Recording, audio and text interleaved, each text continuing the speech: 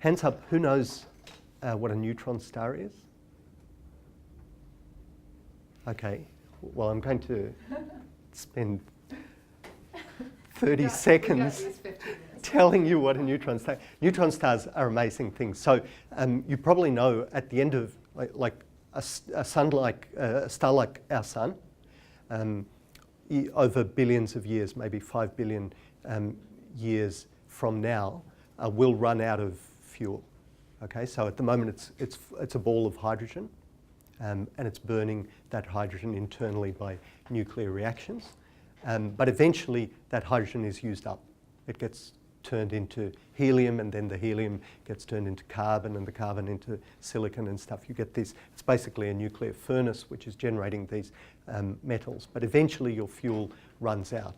And that actually happens when basically the star has been turned into iron, and for sort of complicated, interesting reasons that you can't go any further. So at that point, the furnace stops. And since there's no heat source, the star collapses under its own weight. Now, for a star like the sun, actually that collapse doesn't happen. Instead you get what's called, that collapse happens, but it happens in a sort of quiet way. You end up with what's called a white dwarf, which is a little star that's about the size of the Earth, but has the mass of the sun in it. And you will incinerate the planets near the sun. So the Earth in 5 billion years' time will get eaten up by the hot gases from these processes. So that's not a neutron star. That's what happens to our sun. But there are many stars in other parts of the galaxy that are big, much bigger than our sun, 10 times, 100 times bigger.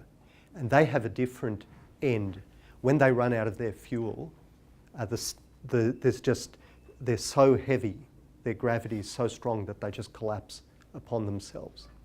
And then the collapse is so intense, it produces such strong pressure that you then get an explosion. And that's what's called a supernova. I'm sure many people have heard of supernovae. So when a supernova goes off, it's a giant explosion, for a little while, for a few seconds, it outshines the other 100 billion stars that are in our galaxy. That's for a little while. Now, the supernova, so it's an explosion, it scatters gas and material everywhere, and you can see the remnants of these in the sky with a telescope. They're very beautiful. They've got lovely structures. But in addition, left behind after this supernova, you get this neutron star. So neutron star is basically the collapsed remnant of this whole process that I just described. And what makes it amazing is it's only 10 kilometres in radius. So it's like the size of Melbourne. But it has all of the mass of the sun packed into it and more, 1.4 times the mass of the sun. So it's incredibly dense. So what we always say is if you went to the surface with a teaspoon, and this is not recommended, it's a very dangerous thing to do because there's X-rays, there's all sorts of radiation there. But if you did that and you pick up a teaspoon of neutron star material, that teaspoon will weigh 1 billion tonnes. And so, I don't need to explain why I was interested in this. This is extremely cool.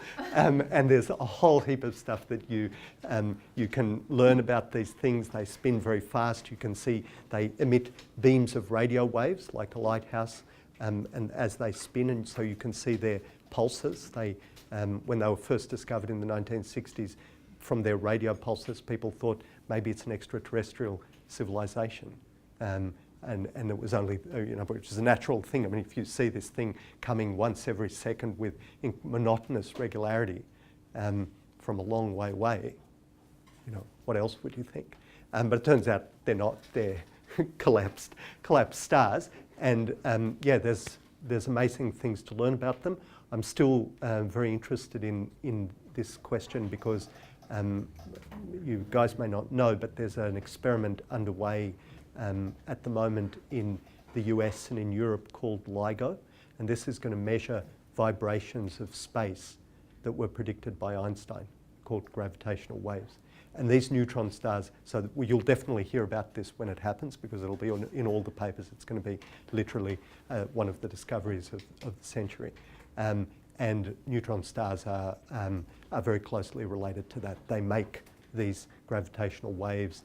You can learn a lot about them, etc. So, I mean, obviously I could go on for ages, but I won't. But that's why I love it.